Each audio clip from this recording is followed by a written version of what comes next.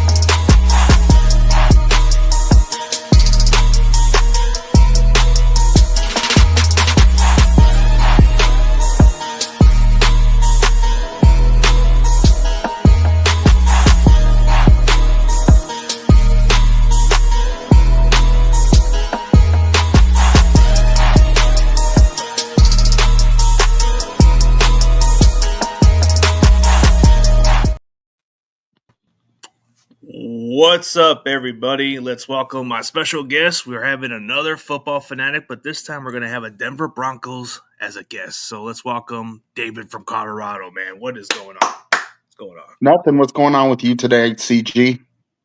Oh, yeah. I've been doing fine, man. Just working. Schedule's kind of been brutal here and there, but can't complain about it, just got to make the money like they all say.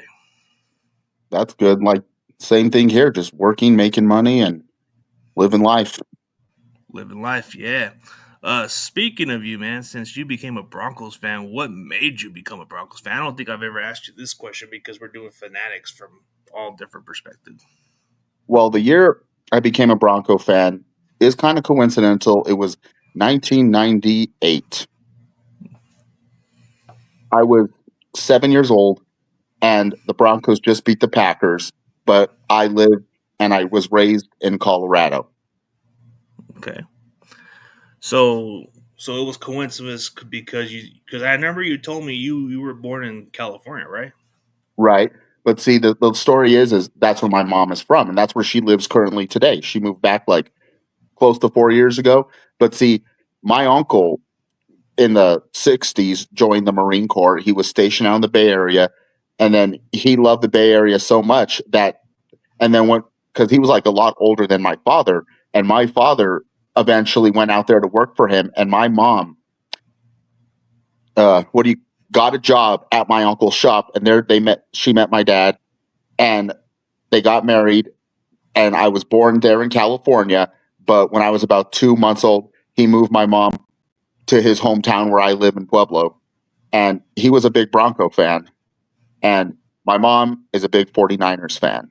Oh, interesting. See, that's the one thing I didn't know about your story. So your mom happened to be a 49ers fan, but your dad was from Pueblo and he was a Broncos fan. So it made a lot of sense to follow in the father's footsteps, huh? Yeah, because see, I was, my mom, she's from the Bay Area. She was raised there, and she moved here when she was like in September or was it like August of 1990 when I was like 2 months old.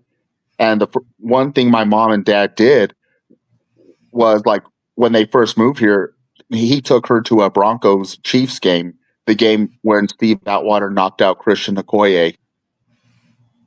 Oh, it was one of those plays where it was a tone-setting play where McCoy never was the same again.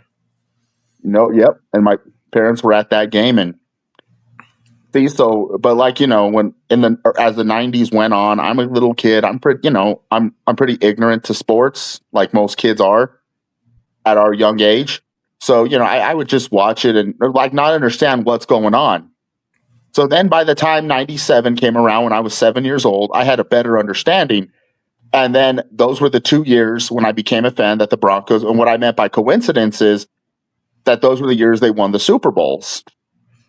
Made a lot of sense because you grew up in Colorado. I mean, you didn't have no ties. I mean, you had a little bit of ties with San Francisco, but it wasn't like that. It was more like to Colorado, where you were close to the team and you had more understanding of the city. So that made sense. Yeah, and like I said, I live in, Pueblo, Colorado, and it's not even in the Denver metro area or not near like Aspen or the mountains. It's 2 hours. Kind of close to Colorado Springs.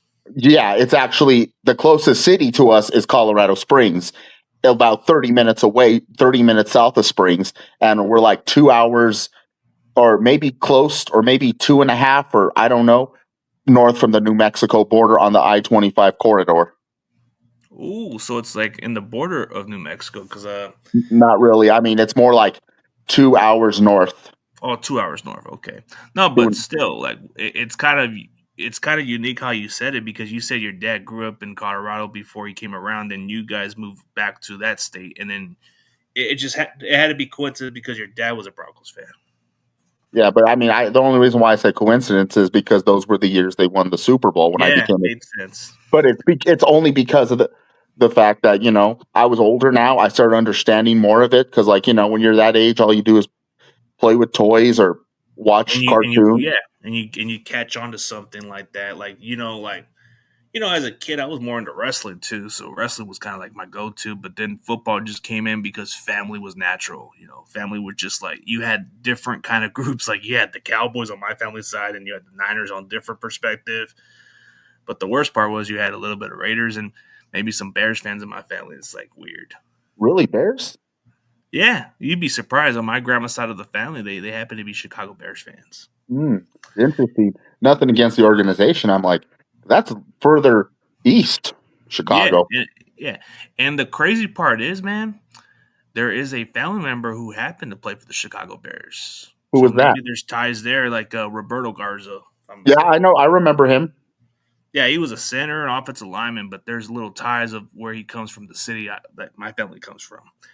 Because I mean, I happen to be born in Brownsville, so Brownsville, Texas. Texas was somewhere I was from. But like in your story, bro, I didn't really grew up much in Texas because my mom eventually moved all the way back to California, and we moved from a lot of places, so it wasn't really easy until maybe a couple years after I was going out. Dude, I went from a lot of schools because my mom Well, couldn't afford back then. But then living down in San Jose with my stepdad was pretty much what got me to follow the Niners also. So it was like they had training camp right around the corner. I mean, especially in your area, at one point you had two football teams, and I mean, the Niners were the most successful team.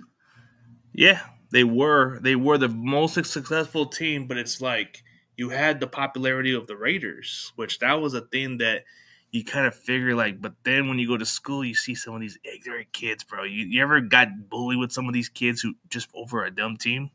Didn't make Oh sense to yeah. me. I mean, and plus two, but like when we were growing up, because we're the same age, but when we were growing up, the Raiders just fell from grace. They just felt like the kids, bro. Those kids who were Raider fans, bro. They just felt like they were better than everybody else. Oh yeah, when they haven't like won a Super Bowl since before, like months before my older sister was born. Man, that has to be bummer too. But the crazy part is the last time they won anything is because Tom Flores was the coach then. Yeah, he was a hell of a coach, and I'll tell you one thing too. But one thing I give the Raider fans is they're crazy, but at least they're Well, loyal. loyalty is what you give them credit for. Even as bad as they are, you got to give them credit for that. Because I know a lot of Raider fans here and stuff, and I give them respect. But we could probably talk about this later in the video. Something I'm gonna definitely want to get into that I know you'll Yeah, agree with. let's get. Yeah, I know we're getting into the rivalry a little bit, but yeah, we'll break that down another time for sure. But I figure since you want to throw that out there, but it kind of explains what made you a Broncos fan because you grew up in the state of Colorado, and then eventually it became naturally like how kids are. They grow up and eventually they get into it. So it's either you're into it or not. But so speaking of the Broncos of their offseason, like how do you feel about the Broncos offseason so far? I liked it. I liked our free agent um, acquisitions. Excuse me. And I like the fact that we got two of your former guys, Greenlaw and Tafunga. Yeah, you took some of those guys, but I understand why you guys took it because you guys want to build a foundation. You guys saw what they did for quite some time, but And I think man, Greenlaw hasn't, I don't believe, played since the Super Bowl when he got injured. yeah, like that's the crazy part, man. Like we'll never know because of what happened with Greenlaw. That injury just killed it, man. It was like we were cursed that year. I know, and we got Tafunga that's going to boost our secondary. But the draft, I think we hit it. We got a Barron from Texas, and I really liked that pick. He's going to play corner, and he's gonna add depth to what's already a good secondary. Yeah, your secondary is only getting better because you're adding a guy who can play those spots in the secondary. But And I then think it's his versatility that stands out also. yeah, and then I also liked the running back RJ Harvey we picked up because that's a position we've been needing to at least get consistency from was running back. And we Yeah, have that in like a long time. Beef um and then we got Pat Bryant at wide receiver from Illinois, a guy that Bo Nix could throw to, a guy he could create chemistry with, and because that's what we're gonna need too is a big play receiver. yeah, you're gonna need some of that, especially with the way how your quarterback ended up being. But looking at the way the draft is going, it's going well for you guys so far. I mean, you guys needed certain pieces to build around Bo Nix, but there was a lot of conversations when you guys made this pick, and I don't know what your thoughts was when you guys got Bo Nix. What was your thoughts when you guys drafted him, and what was your people have a little like thoughts before they even could like judge the player.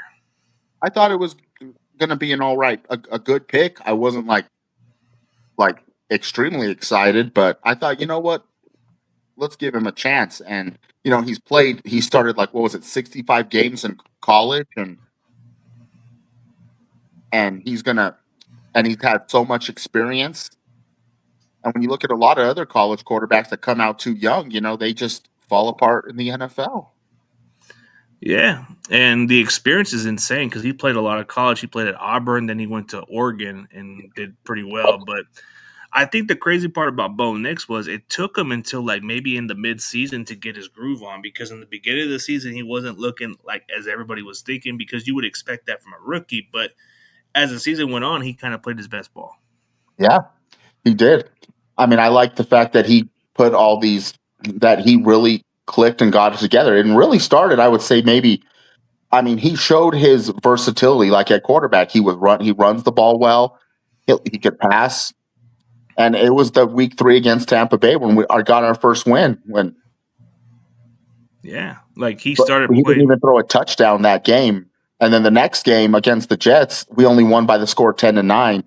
But then the game against the Raiders, I think, in that second half is when he really, Started coming, yeah. yeah, I think the best part is, man, they've been looking for a quarterback for years, man. They thought Russell would have worked out at least, but it didn't work out for them. They cut their losses, and then looking for a quarterback, it's just not easy, man. You either got one or you don't. So yeah. Broncos were trying so hard, man. They were I trying mean, for Russell Wilson, I mean, that will go down as one of the worst trades ever. That's probably why Seattle didn't want him no more. And I know you were glad you got him out of the division, that we yeah, got him out of the division because he was like your nemesis for so yeah. long. He was the kryptonites, man. Like he was And I somebody know that you we couldn't probably deal with. hated him with the passion.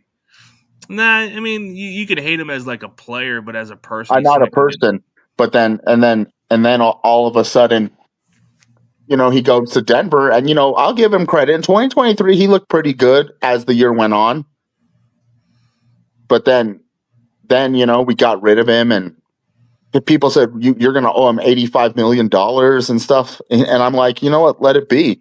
I mean, he lost his job, and now he's making $85 million. I'm like, if I lost my job, I wouldn't have $85 million to rely on like he does. Yeah, like he's got $85 million that y'all gonna pay him anyways. But the crazy We part already, is, you guys admit that you guys made that mistake and moved on. yeah, and Some organizations are stubborn, bro. They like to just say, you know what? No, I'm right about this. Why not yeah, just admit you were wrong? yeah, but it's sad that even a Hall of Fame coach couldn't really turn him around, or. But like I said, he's now with the Giants, but his days are over. He is He's more of a past serviceable kind of quarterback at this point. He's not going to be like your.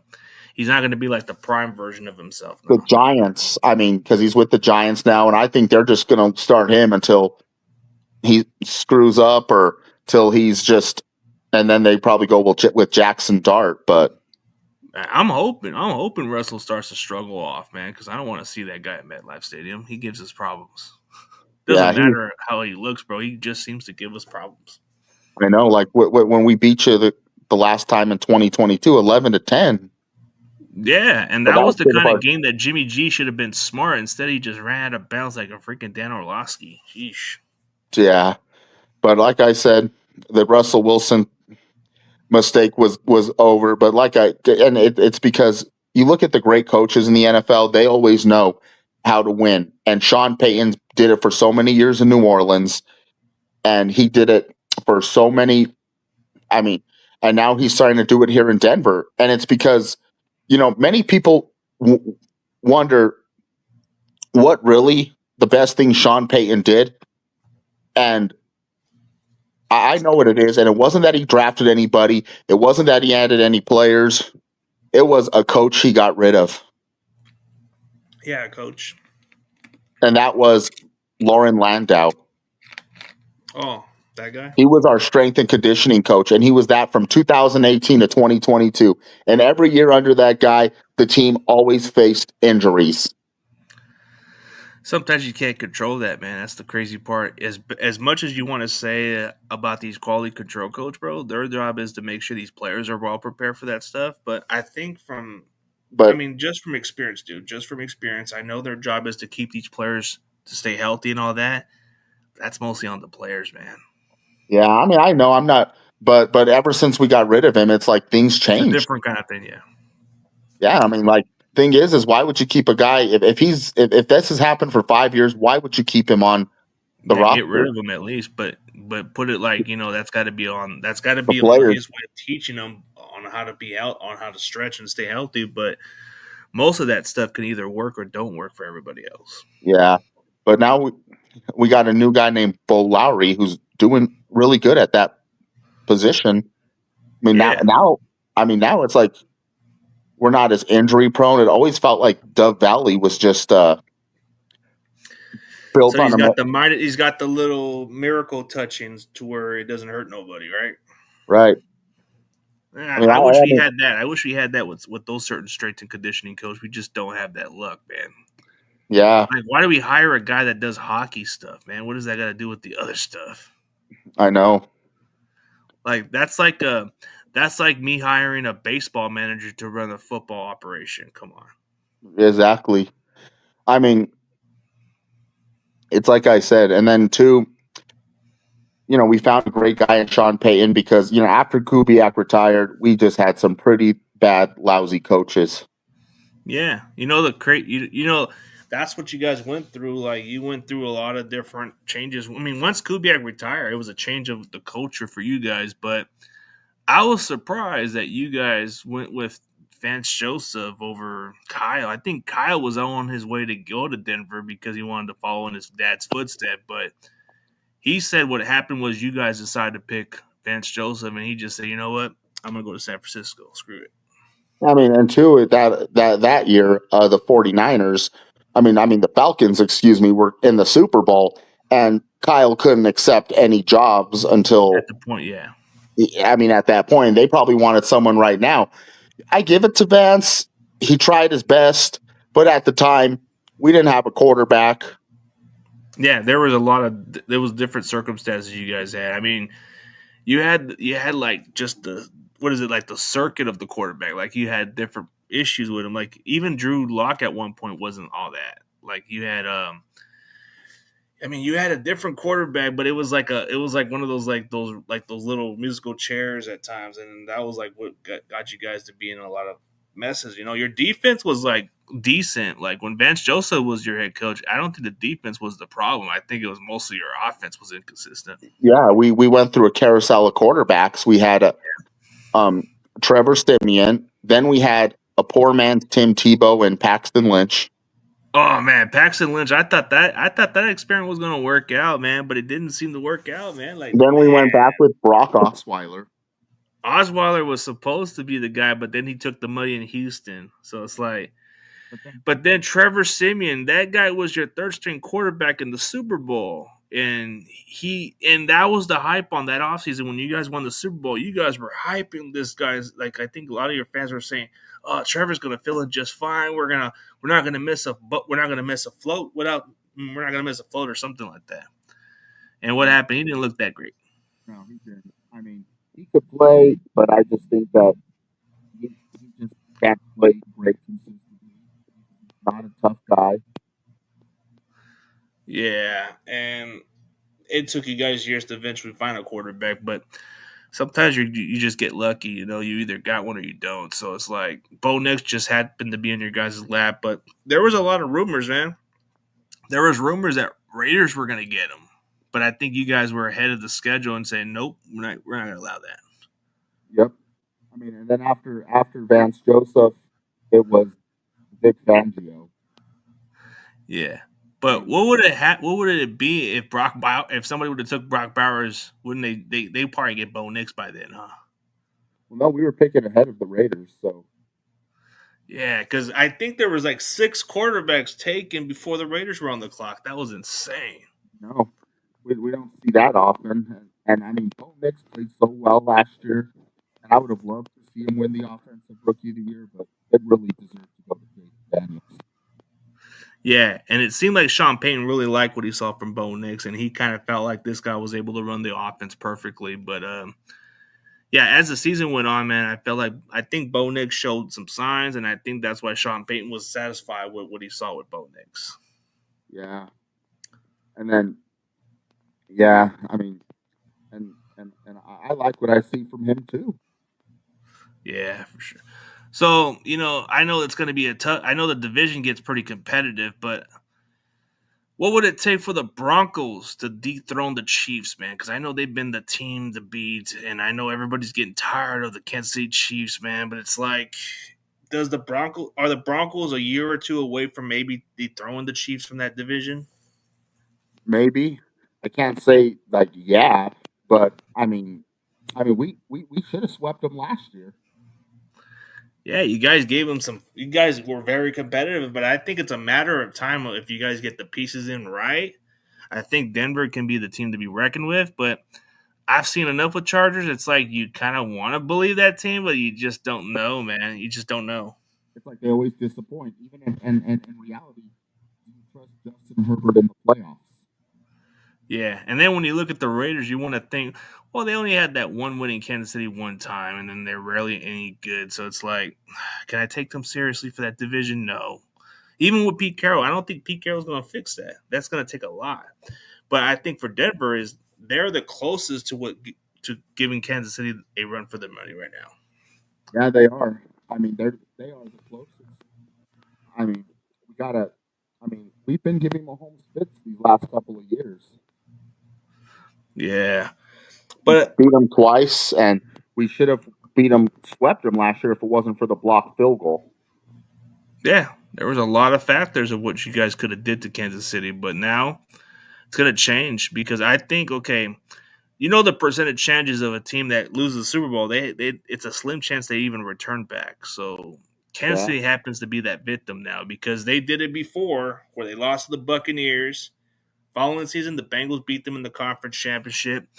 So this trend might just be repeated because I don't know why a team that loses a Super Bowl, they don't return. They just don't. It's a small chance, very small. And I think a lot of it could do is like I definitely see some of their best players are definitely aging now.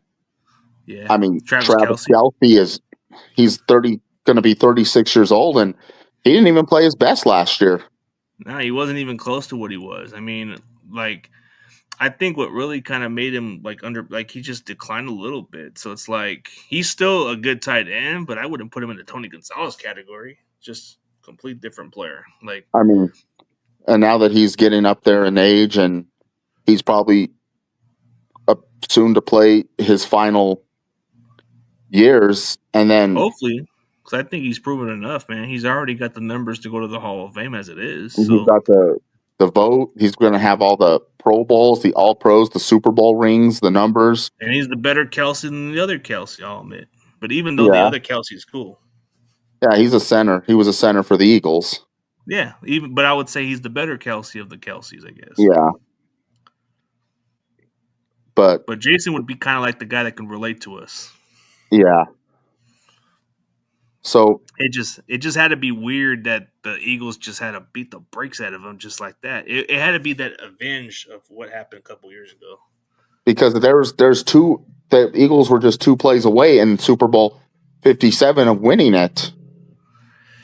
Yeah, and that's the crazy part. Wasn't for the Jalen Hurts fumble and then the pass interference on Bradbury. that was what cost them at the end. But you look at the Super Bowl coming in at Levi Stadium. There's a lot of factors. I mean, Eagles definitely have a huge target on their backs. So I Hmm. don't know. Like, I don't know what team can give them a run for the money. Maybe the Rams, but I don't know. Maybe I we don't might think run the for it. Rams. I don't think they're there. I really do not know in the NFC other than the Eagles, but there's an NFC East curse where the team who wins it doesn't win it the following year. It's happened since the Eagles won it those 4 straight years in the early 2000s. Yeah, it's probably rare, but if I'm guessing, maybe the Commanders win that division, I guess, and then the Eagles come in as a wild card. Yeah, maybe. And then the West, I'm not sure. I mean, maybe the Niners have a bounce back year. Because we were coming off injuries and we were just not having quite our best year, and our coaching staff were god awful that year because it kind of reminded me a little bit of what the Philadelphia Eagles did because when their two coordinators were gone, they were just never able to recover from that. Yeah. I mean, and I like the, I mean, so the question I have for you is how do you think the Niners, how are they going to have to replace the balance that they've lost this offseason that we've gained? The hard part is, man. Okay, so you want to talk about players that we have to replace that you guys took from us? Like Hufanga, don't get me wrong, he was a great player, a guy that set the tone, of course. But we had this kid already taken over, so Malik Mustafa kind of gave us a little bit of hope and say, you know what, maybe we'll just move on with Huff, man, because Huff was going to expect a lot. As much as I like Huff, he was a ball hawker, but he just wasn't able to stay healthy. And I hope for the best for him. I hope he does well in Denver. Is all I can say. Dre Greenlaw to me is probably going to be the hardest one to replace because he did a lot.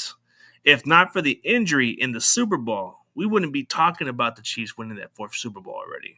They No, wouldn't we have won would. that Super Bowl by then because Kelsey wasn't doing nothing. He was shut. And he was And complaining to Andy Reid. yeah, he's best remembered for yelling at Andy Reid than he'll be for for playing in that Super Bowl.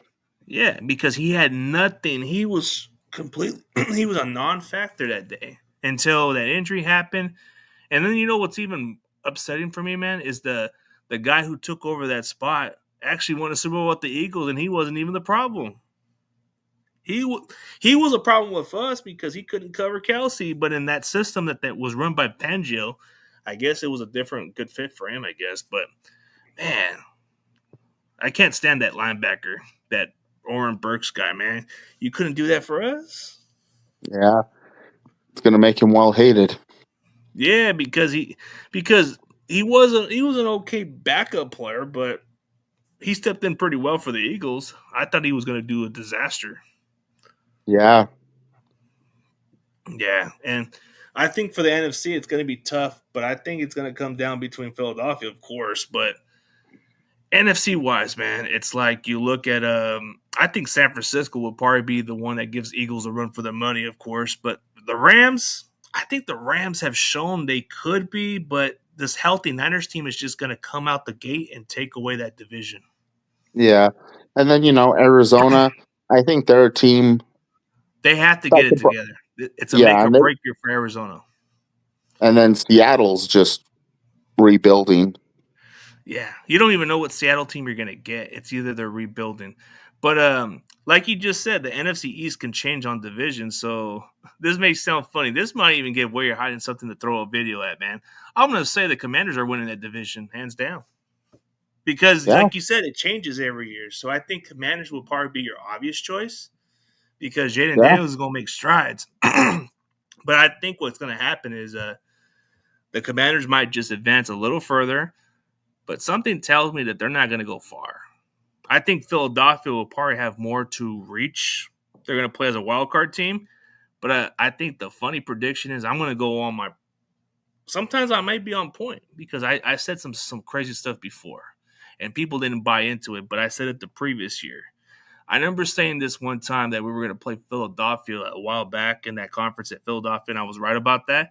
I even said that we were going to play the Rams in the conference, and I was right about that one. The Lions and 49ers, I was just saying that's going to happen because I see potential, and I was at that game too. So I want to go on a limb and say the Niners and the Eagles are going to play at Levi Stadium in the NFC Championship game. And this might sound like a crazy bold take, but I think it's going to happen. The Niners and Eagles, because there's some unfinished business between both teams. I know. I mean, It's got a I know. potential rivalry right there. Yeah, I mean, you guys played each other in the NFC Championship 3 years ago. The Eagle fans were just very nasty to the Niners. Yeah, now he's gonna go with a video, bro. That's the fun part. I like getting on their skin a little bit, but yeah. Yeah, I can't look for if he makes a video. I can't look for it. I look forward to Aw, watching dude, it. he just shit on your boy Slitter, bro. I mean, No, I but in don't all see, mind he's already Splitter. writing the Splitter's receipts. cool. No, but in all seriously, we'll see what happens. But it's like we got to stay healthy first. But I Yeah, think I've said some crazy bold takes before. Like I've said crazy bold takes a couple times, and I've been right like 3 out of the 5 times. But 3 out of the 5 times isn't too bad, man. no, but yeah, Because I mean, I've said this before. Like I said this in 2021, and the Niners and the Rams were going to meet up in the conference championship, and people thought I was nuts. And I told my friend who was a Packers fan, I said, "Dude, don't be fooled by us. We're going to be coming to Green Bay and knock y'all ass out." And we did. My friend, even to this day, even said, "Why did you say that, man? You ruined my vibe." Because my friend was my friend's a Packers fan, but he was talking all constantly because of the way we started off that season. And I told my friend, we're going to see you guys in the playoffs, and you guys are going to be eliminated. and it happened. And it happened, and he kind of just told me, why did you say that, man? Why'd you say I mean, that? yeah, I mean, number one is in this era. I mean, in this time, I mean, let's put it this way: in Aaron Rodgers' career in Green Bay, you He guys just owned chokes. the Packers. You're right; he chokes. I mean, it's I funny mean, that Brett okay, so Favre owned if you he didn't guys. play the Chicago Bears in the conference championship, would he have gone to the Super Bowl? Maybe I mean, if he played maybe not. If he played the Chicago, I mean, if he didn't play the Chicago Bears, maybe not. Yeah, and the Pittsburgh Steelers were already at that verge of declining. So maybe Rodgers' Super Bowl was asterisk. Because if you think about it, bro, dude, anybody who plays the Chicago Bears can get to the Super Bowl. Yeah, The Steelers, you can beat the team that's already fallen apart because that was Mike Tomlin. aging Yeah. and was clearly was about to be past their prime. But now he's with the Steelers, Aaron Rodgers, and I'm like, Yeah. well, still, I mean, he's past his prime, I and don't want to discredit the success of the Packers, but they got lucky because they had to play the Bears, and Jay Cutler was hurt. well, I mean, I would have trusted him to beat Jay Cutler. Jay Cutler was lousy. Yeah. He wasn't clutch, and he will always be my most hated former Bronco of all time. Oh, yeah. So, I hate him for who how was he one of took your favorite Broncos of all time? Because I know as you grew up a fan, you had to follow a certain player. TD. Oh, Terrell Davis, huh? I got his jersey and everything, and he was the first jersey I got when I was a kid. No, Well, wait that's a minute. tight, man, because That was my second, actually. that's pretty cool because Terrell Davis was a great story, man, because he was coming out of like Long Beach State and then he went to Georgia. And this guy he was drafted in the 6th round. But the crazy part about the history is Bobby T or whatever, Bobby Turner knew how to make the most out of these running backs. And we still have him on our coaching staff. But yeah, Terrell Davis became a great successful story because he had like career-ending injuries in college. He didn't have the fastest 40 time, but what he had was he knew how to play the game right. He just I had to mean, take the most of his opportunities. I think what was it? He only played like 1 year as a starter in Georgia. I think Yeah. it was because he was backing up Garrison Hurst. Yeah, those were like 2 of the best backs at the time. Yeah. And then, well, like you said, he's from Southern California and he went to Long Beach State, but he played there for like a couple years. Then they cut their football program. Yeah, they cut their program from there. Yeah. And then he went to Georgia, and then he made it on he wasn't even guaranteed a roster spot because he was a Just like 6th how he round was pick. with the Broncos, there was no sure thing about him. He had to had a good preseason impression. And you know what? It was the American Bowl game in Tokyo against the 49ers. That special teams tackle is what got their attention right there. Yep. And they saw him play, and it just took off from there. And then what do you call? But, he's probably my favorite offensive player in Bronco history because I followed his 2,000-yard season very well. I mean, he had one of the most legendary ones, and everybody will probably just say, Well, let's be honest. The Broncos had a pretty good offensive line, dude. No, it's an individual success, man. Like, I come mean, on, not everybody can you do know it. what? I Could give the Emmitt Smith offense. do it, bro? He couldn't even get 2,000 yards, and he was a I great know the running thing. back. That's why I say Emmitt Smith is the most overrated running back in NFL history. I mean, I would think his numbers speak because of the offensive line, but And not only that, but how many carries did he have in his career? he had a lot, bro. And it took him 13 years to break Walter Payton's record. And how many And the more? crazy, yeah. And the crazy part was it took Barry Sanders at least 10 years of his career to get breaking Walter Payton. Yep. But Barry decided to retire because he knew the Lions were at that time were a poorly ran organization. And he wanted a fresh start, and they didn't give him that. Yeah. And then That's what what I else? was hearing. And then, but my favorite defensive player of all time, it's a tie, but it's probably the first Bronco jersey I ever had. I'm guessing Steve Atwater. Yes. Oh, he was like your tone setter. He was a big, tall safety. No, he was really short for a football player. I Wise, looked him up. It says 6'3". I'll look it up. 5'9", I think, something like that. But he could hit hard. Yeah, he was a good player, but it says he was listed. Oh, dude, that's crazy. Like, how come it says he's listed 6'3"? He looked like a linebacker then. I don't know. Someone said. I mean, I don't know, but it's like I said. I mean, he was a hitter. He was definitely my favorite because, like I mentioned earlier, how my parents went to that Broncos Chiefs game in 1990 when he hit Christian Okoye, and then what do you call? And then I remember the years when he made the hits in the Super Bowl against the Packers, and then when he wins the second one, and then he left for the Jets in '99, and then he retired. Yeah, I mean, if you had your own version of Ronnie Lott, he was like your Ronnie Lott of Denver, closest to it. Yeah, and he was a hitter too, but he was a big size safety. Maybe he was like kind of like almost borderline linebacker, kind of, but he started corner. Yeah, he started different spots for you guys, but I think he started to be more comfortable at safety. I said Ronnie Lott was a corner at first. Yeah, Ronnie Lott was a corner when he first got drafted, but slowly they started moving him to cornerback. Moving him to safety eventually. And then my second will probably be Von Miller. Von Miller was a guy that got you that Super Bowl, and he made some plays and was game changer. Yep. So as far as like how you look back at all these great years of the Broncos, I mean, it had to be coincidence. And then you saw 3 of their Super Bowls, and you only saw maybe one loss of their Super Bowl, and that's about it. Yeah, I mean, it's funny how being here in Colorado, I've seen so many of our championships, like the 3 Broncos Super Bowls. I got to watch. I don't really remember the first Stanley Cup the Avalanche won in like '96, but I remember the 2001 one and the most recent one, and I celebrated and partied hard when the Nuggets won the NBA championship in 2023. Oh, so you follow the Nuggets? I see.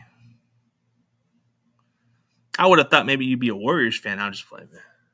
No, I mean my mom is. Oh, so that's what it comes from. Okay, I see.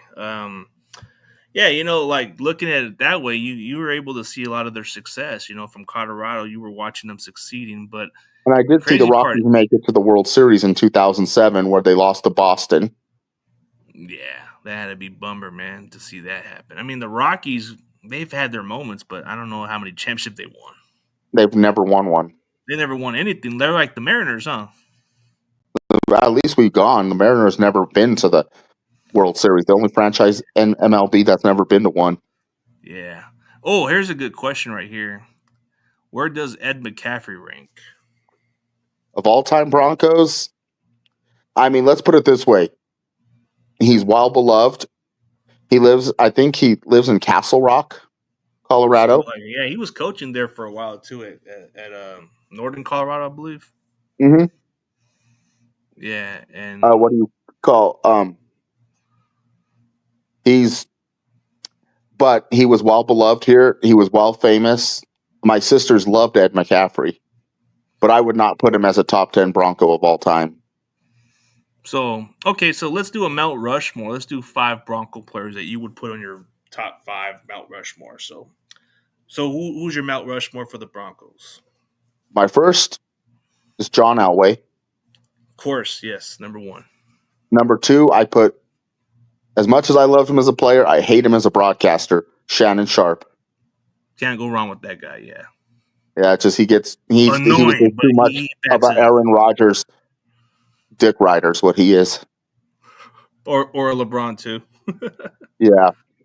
Shannon Sharp, Terrell Davis, Fair enough. Steve Atwater, Steve and Atwater. I would Von have put Miller. Steve Atwater above Terrell actually, but I can see Maybe. why. It's Well, I mean, fair. I'm not really doing order. I'm But just it's fair. coming up with, but Von Miller would also be in my 5. I like the list, man. That's a good list right there. John Elway, one of Like, your what would best be your quarterbacks of all 49ers Mount time. Rushmore? Yeah, your Mount Rushmore looks nice. I mean, John Elway should always be at the top. And then you look at like Shannon Sharp, he's already at the top right there. You look at I mean, Terrell Davis was the standard for a short period. What he did in that short career was impressive. So I think that's why you would put him up there because he was such a fan favorite and just was beloved there. And then you had Steve Atwater, who was just the standard of your defense. Yeah. I mean, yeah, there was different players back then, but yeah, there was a lot of them. But I would think he would be one of them. But I would think if you had the most hated Bronco player, would Bill Romanowski make the list as the most hated Bronco ever? I think after what he did to J.J. Stokes and how he twisted Shannon Sharp, and he injured Shannon Sharp in that game, Monday night game, and then I'd say, yeah, he definitely would be most hated because he spit in another man's face. I'm sure you remember that, don't you? Yeah, he kind of just act like he went like this, like right on his right It was there, and against the then 49ers. yeah, and that was something that even Shannon Sharp was upset about. Even though he was a teammate of him, he didn't like that. Well, I mean, he mostly got upset with the media because they were trying to make it a racial thing. But he was And just like being stupid about it. now he said it's because he disrespected another man. And that's uncalled for. You could talk trash all you want, but you don't spit in another man's face. Oh, and here's the thing, Papa J. I don't think most Bronco fans want to put Peyton Manning in that list, bro. He's a Oh, heck no. I mean, like I said, I appreciate what he did, but at the end of the day, he's an Indianapolis Colt.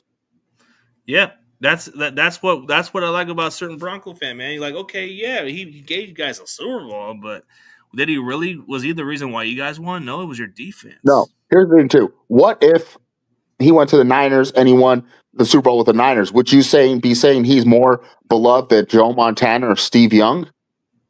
No, I don't even think he would, but I think he would be appreciated. There's a difference. Yeah, see, exactly. Like for the Laker fans, bro, we can appreciate LeBron James, but he's not in the Kobe level. He's not Kobe. He ain't Jerry West. I mean, like us, like Nugget fans. I mean, Nikola Jokic will always now be the savior for the Nuggets. He'll always be the number one guy because he brought us our first championship, and Jamal Murray. Yeah, but when you look at Peyton Manning's career, it was a good run in Denver, but it wasn't like a legacy to where you can say, yeah, he's one of those great Bronco players. Nah, I look at him as more of a guy that ended his career on a good note. Yeah, that's how I say too. I mean, what do you call? I mean, because of the fact that, let's be honest, Peyton Manning was not clutch. Not in his early part of his career. He was struggling at the early part with the Colts, and then it took him years. But I mean, let's face it. He couldn't, he struggled in the playoffs a lot. He was far from perfect in the playoffs. A lot of his struggles in the playoffs were like learning experience for this guy, but it took him years to finally get over the hump. Yeah. I mean, like here in Denver, I mean, Super Bowl 48, I heard all about how the defense let the Broncos down, but at the end of the day, this offense only scored 8 points. Yeah, you can't do that. How can you justify how bad Peyton played? It was just, he was a media darling, and he was the kind of guy the media liked. And he was the kind of guy, and who reminds me today, who reminds me more of a modern day Peyton Manning is Lamar Jackson. Lamar Jackson's more of a mobile quarterback. No. I mean, the treatment he gets. Oh, the treatment, like the love he gets. Okay. Like he got the MVP. That he'll win these MVPs like Peyton Manning did. He wins MVPs, but in the playoffs, what do you call? But then he chokes, but he won't get the same but he won't get no blame at all for the loss. They'll try to shift it to other people. And it's like with Lamar Jackson, this year was supposed to be the year. Derrick Henry was supposed to be the difference maker for the Ravens. And it didn't What work. else was? And not only that, but last year in 2023, when he lost Andrews for the playoffs, everyone said there goes his best target. And now this year's playoffs, they wanted to blame it all on Andrews for the loss. When it was all on Lamar to put the game on. I mean, sure, maybe it I mean, yeah, he fumbled the ball, Andrews. He dropped the 2-point conversion, but Lamar fumbled the ball also. That's fair. I mean, you know, he didn't play his best. And I mean, when I look at the AFC when it comes to quarterbacks, there's only one quarterback that was able to beat Mahomes, and that is Joe Burrow. That's when they're in the playoffs, yes. But like, But then, I feel like Buffalo needs to get over the hump already, man. Yeah, that's a team too that, you know, they just Josh couldn't Allen beat. might be your Peyton Manning because he did win the MVP. He just couldn't get it done. Yeah, Josh Allen. I mean, he's a guy that, you know, he actually has a winning record against Mahomes in the regular season, but not in the playoffs. Nah. Nope, he just cannot.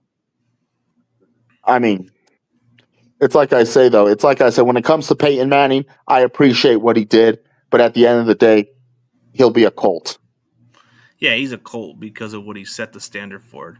Oh yeah, like yeah, CPG. Yeah, this guy's been everywhere, man. Where Heiden's been like pretty much everywhere, like around the bushes, man. He's looking for some more content, of course, and I'll give him the expense. No, but in all seriously, man. In all seriously, like as far as like how you've been watching the game, like how do you look at quarterbacks from difference? Like, you know, a lot of the media don't like Brock Purdy, bro. And how would you feel? How would you how do you look at Brock Purdy as a quarterback? Do you think he's good enough to be a franchise quarterback, or you think he's just a guy? To be honest with you, I've seen enough out of him. I mean, he's got a team to a Super Bowl. He's got the team and he's played pretty well for being a Mr. Irrelevant. Yeah, and I think that's the crazy part. He's out exceeded expectations. Exactly. I mean, these Mr. Irrelevant, like remember, Trevor Siemian was a Mr. Irrelevant. And he didn't work out. Yeah. I mean, many people could say it's, you know, it might just be Shanahan's system that's making him great. But who else would excel in that system? It takes a special to be honest with you, there's no such thing as players excel in a system. There's no such thing. Players have to be a part of the system to be successful. I mean, it takes a coach to do X's and O's, see his players' talents, and see how he could utilize them in the offense. Yeah, and it does. It does take a lot. So even from you being a Broncos fan, you already seen enough to where you're like, say, you know what, he's a legit quarterback. I think people need to look at it differently. Like, I'll give credit where it's due to other quarterbacks. Like, I've been pretty big on Jalen Hurts before when he was in Oklahoma, but let's be honest, he had an entire supporting cast, which I don't have nothing against it, man. Like, you got to have all the team around you to be successful. But when A.J. Brown and Devontae Smith were gone, what did Jalen Hurts do? He barely did anything. And I'm not hating on the guy. I've been big on this guy. I'm just saying, I've seen Brock with less talent. He's done better. Yeah, exactly. I mean, like, you know, being one player, I think, could get the job done and lead a team anywhere. Yeah. Anywhere. But they need a whole team to be successful too, and that's to win Super Bowls. Yeah. And what you're learning from is, like, you know what? It takes a team to win a Super Bowl, and Jalen Hurts did his part, but let's not pretend he's a franchise quarterback. He's good. He's good enough. I'll give credit there. There's other quarterbacks. We've seen Dak Prescott shown that he's not the guy. Yeah. I know a lot of Dallas fans that just don't want him no more. He's overpaid, but he's got no excuses. He's got all the talent. Like, yeah. How do you lose in the playoffs at home when you had three of the receivers? You had Amari Cooper. What is it? Gallup or something. You had CeeDee Lamb in a rookie year. You had weapons. Yeah. And you couldn't beat that Niners team.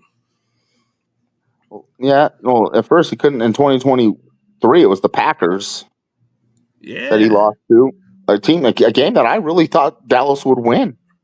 And Packers were just a team that just came out of the brink because they weren't good the previous year, and they came out surprising people. Yeah, I mean, and the Cowboys, I'm sure deep down he would have loved to see a Cowboys-Niners NFC championship. But that ain't gonna happen anytime soon unless the Cowboys can get to the next I round mean, or that something. 2023 season. Yeah, they could have had a chance at it, but it's just they lost to Jordan Love. They made Jordan Love look like the second coming of Aaron Rodgers out there. Yeah, but but yeah, and it's like I said, Aaron. It's like we talked about how big of a playoff failure Peyton Manning was in his career. So was Aaron Rodgers. Yeah, Aaron Rodgers is no different. I mean, take away the Super Bowl, what he had decades ago. Yeah, he got on top of the mountain, but let's be honest, what got him to the top? He actually had to beat a Chicago Bears team when Jay Cutler was hurt. He had to beat a Steelers team that was getting old and declining. I'm not saying Uh-huh. it's asterisk, no. I'm just No, saying, no, and not only that, but the Steelers almost came back and won that Super Bowl. yeah. I don't think And because if you look at the Packers playoffs, man, how many chances would they had if it wasn't for the Chicago Bears in the conference? I don't think he would. I don't think the Packers would have ever been to the Super Bowl in 2010. exactly. Then the following year in 2011, I mean, they were 15-1, and they were playing a mediocre Giants team. And then the Yeah, media was trying to portray it as, oh, the week off set him back. And they needed a whole half to get together. And by the second half, they found their groove. But by then, the Giants already had a good lead that they just didn't let go of. yeah, and that's what happened. I mean, there was a lot of games that the Packers blew. They even blew a lead against the Seahawks in 2014, where they should have got to the Super Bowl that year. Yeah. And then 2016 against the Falcons. Oh yeah, they got wrecked by the Falcons. I mean, I mean, everyone then the blamed the crazy, defense for the loss. Is that true? yeah, the defense. But how did Aaron Rodgers play? He played god awful. Yeah, but you're going to overlook the bad he played because you aren't going to win many games if your team allows 44 points.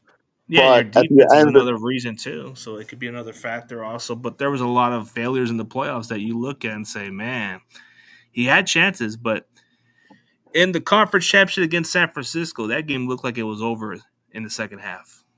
I mean, the run defense for the Packers just could not stop the Niners' run game. But in the Mostert was meantime, looking like the second coming best running back we've ever had. He had 200 yards that day. but then the second half of that game, but the what do you call the first 2.5 quarters, Aaron Rodgers and the offense were ineffective. They didn't do nothing. It took them until like almost to the fourth quarter to get clicking, but it was too late. Yeah, garbage time. Yeah. And that's what happened. But yeah, dude, we can go on about this, but yeah, dude, we broke down a lot of what we could say about your Broncos, bro. So how do you feel about this upcoming season? Do you feel like there's a chance that you guys could do better this season again? Oh yes, I really feel that we can do better this season. Okay, so let's do an early prediction for the Denver Broncos. What do you look at their record, and we can go into that conversation maybe later in the season. 11-6, I say. Seems fair because I could see that you guys are much improved in your division. I think your division is going to be a little bit open. I think Kansas City might have to compete for their money against you guys or something. Yeah, I say the same thing too. And I mean, I feel like we're getting a much better team. We've got more talent, we got more balance, and I think that we should have a team that could compete and win. Yeah, it's possible. I mean, I see that the progress with Bo Nix and you guys are adding weapons all around, and the running game's going to get better. I mean, you got R.J. Harvey, like the most explosive kid in the draft I've heard about, and then you guys got the running back. RJ Harvey is Yeah, no, there's the another running running back. back you guys picked up in free agency. I totally can't remember his name right now. No, he was the one that came from the Chargers. It's just his name. I It just doesn't can't pop think up of on my it. name. I'll look it up. Let's see. Because I Yeah, know there's thank the you. running back. I know we signed a guy, but I just totally can't remember his name right now. Yeah, his name just doesn't sound like more notable. I'm gonna look it up because I know you guys signed him from the Chargers.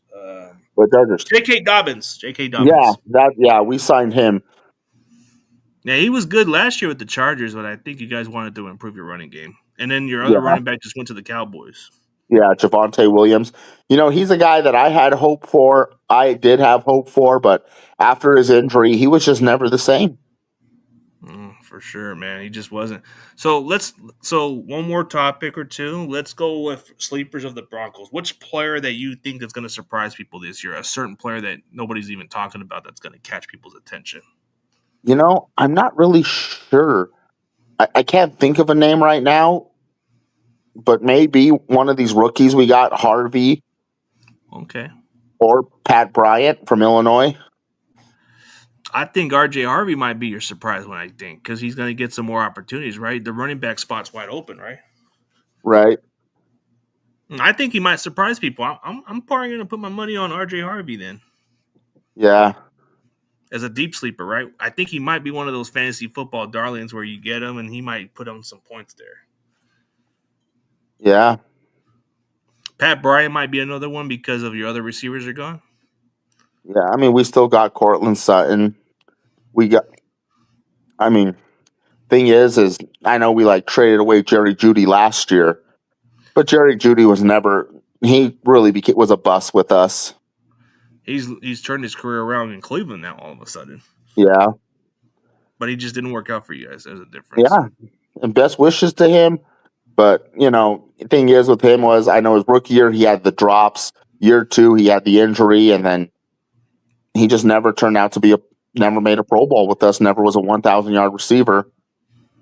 Yeah, and it had to take him until he left Denver to do that. So, yeah, it happens. But I can see why you're going with RJ Harvey, man. I think that might be a sleeper for sure because it really depends on how many touches he gets. But, yeah, I think he might be the more exciting player for you guys. So we'll definitely see what happens, man. But for everybody else, man, tell them where they can find your social media platform. It's just my YouTube account, really. I don't really like to do Facebook a lot. There's really no Yeah, you're content more on of a it. YouTube guy. Yeah. So I mean, you're now, not too active, but I can see why you're not too active. You only interact with people you're close to, like myself or other people. yeah. So, you live out in California and you see a lot, and I'm sure where you live, you have a lot of 49er fans. Yeah. You still got Raider fans out there? You still get some of those around here, of course, yeah. Yeah, I'll be honest. In Colorado, we have our Raider fans. You get your side of that, of course, yeah. You get that because it's a rivalry. I mean, and here's the thing. Because, I live in Pueblo, Colorado, which is 2 miles down the interstate from Denver. And, I've seen my fair share of Raider fans through my life. But the one thing I could always say is at least they were loyal. Yeah, loyalty. And they were probably, see, the Bronco fans are always up here where I live, where it comes.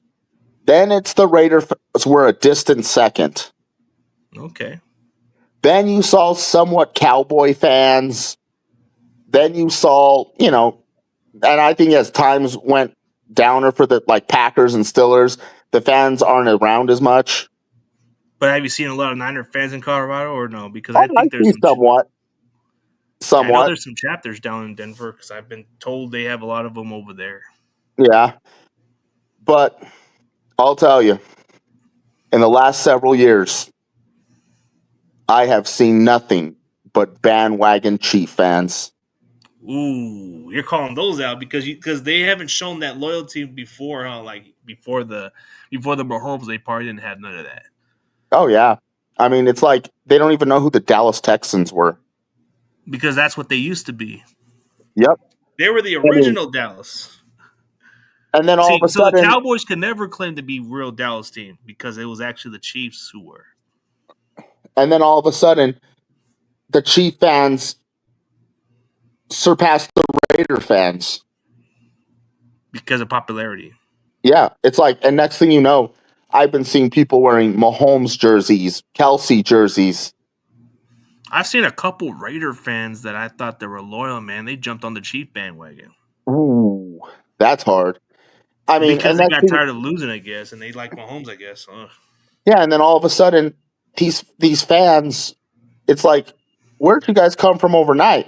And then all of a sudden, I mean, Do you remember? I almost asked one of them. Do you remember a guy? And this is probably pretty dark to say. Do you remember a guy named Javon Belcher? Javon Belcher was that linebacker that killed himself, suicide. Yeah. It's like, yeah, you didn't know the team in 2012, but now all of a sudden you're a fan of them now. And if you ask him who is Tony Gonzalez, you know what some of those new Chiefs fans would say? Is that a soccer player? Yeah. That was the one dumb question I ever got from a new Chiefs fan. I asked them, "Do you Or know who no, Tony Gonzalez?" like I knew at work one new Chief fan who was a, what do you call? He Casual, was right? a what? Was he No, like a he's an casual older fan or just gentleman. He's like in his 70s. okay? He used to work with me, and he says, "Oh, you like the Broncos?" He says, "Donkeys." I said, "Yeah." And I said, "Who's your team?" He said, "Oh, I don't. I stopped watching football when they wanted to be all. They wanted to start kneeling for the national anthem and stuff." And he told you what his team was. No, he said he didn't watch. Then all Oh, of a sudden, the Chiefs started winning. Then he starts wearing Chiefs gear. hypocrite.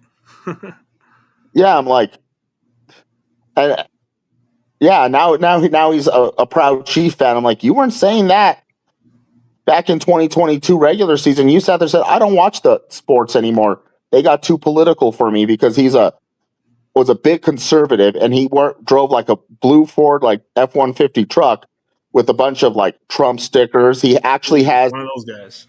no, he had one of the, like, you know, the guy, the when you show your team and then it has the guy peeing on the other team. Yeah, one of those. Yeah. He had it peeing of Colin Kaepernick. Ooh.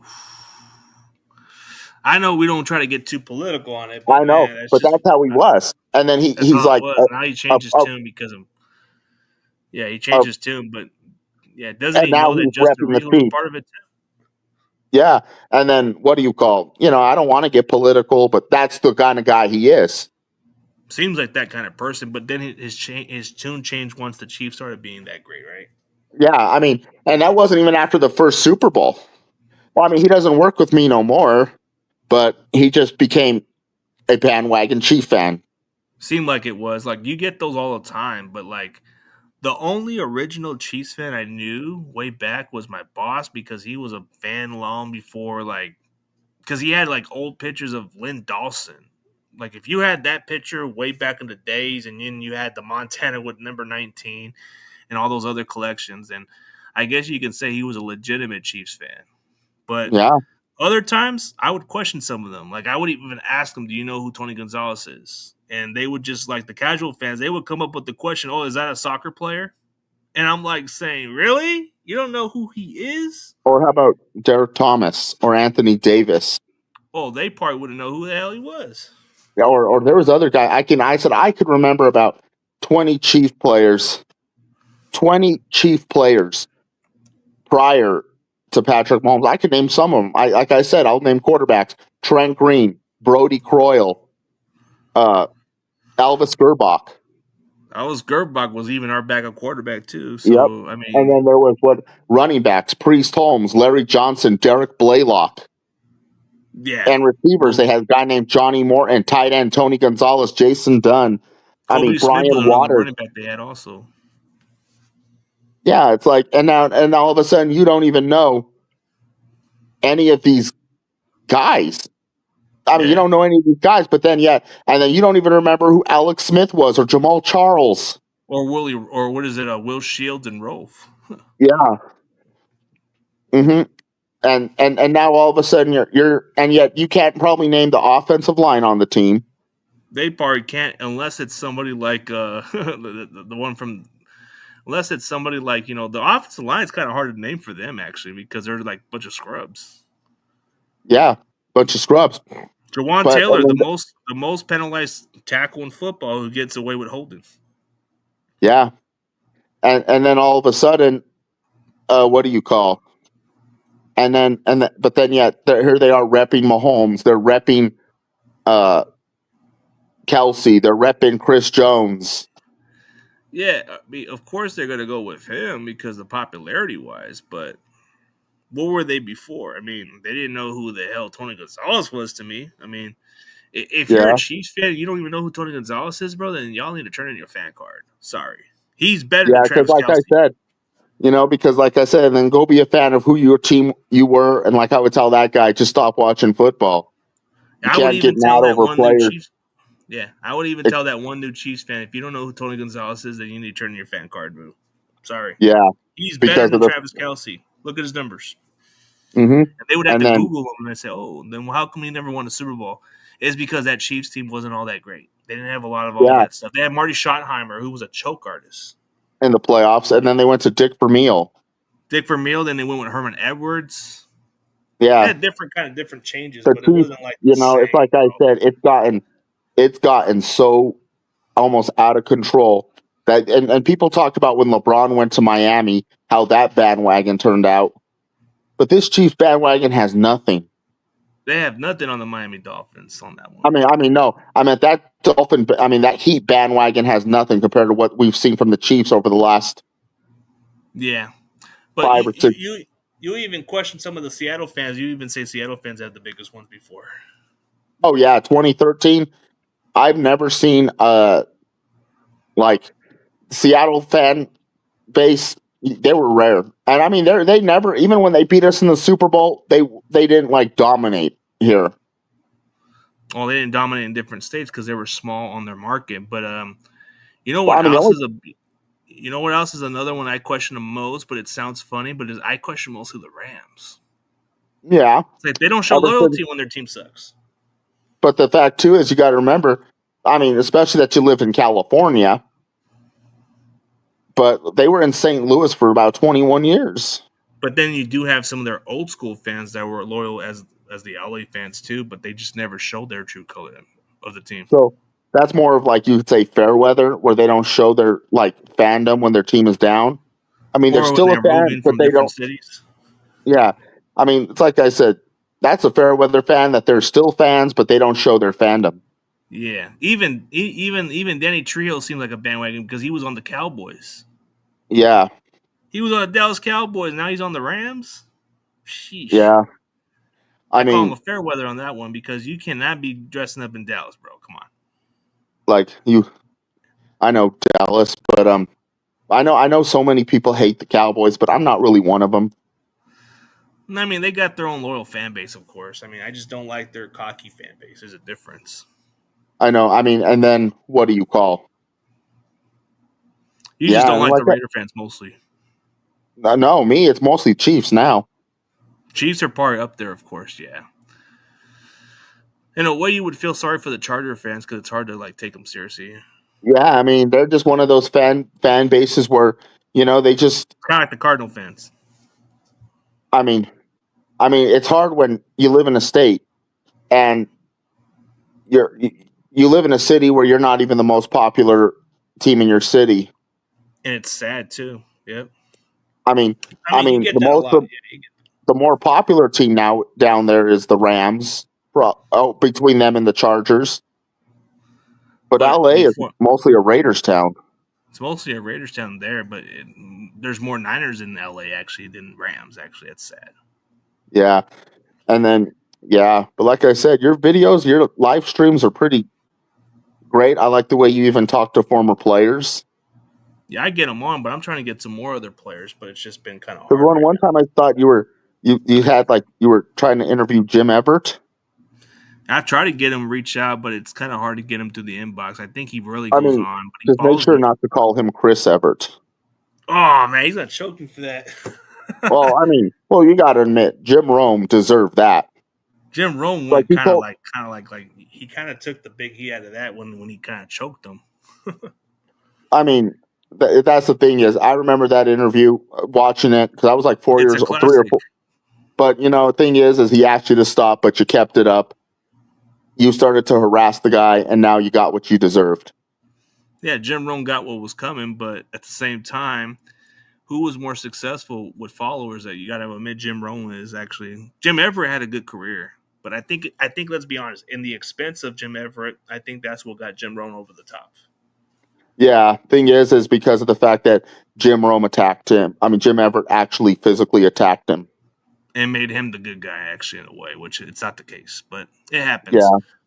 But like I But said, yeah, bro, definitely appreciate your time, bro. I know we got a lot to do, bar to catch up on, but I got to get ready but for not. work in about an hour. But for Yeah, everybody me else, too. man, I'm gonna not work, but I'm gonna get ready for my life. Well, thanks again. I appreciate it, we'll and catch talk to up you later. sometime, man.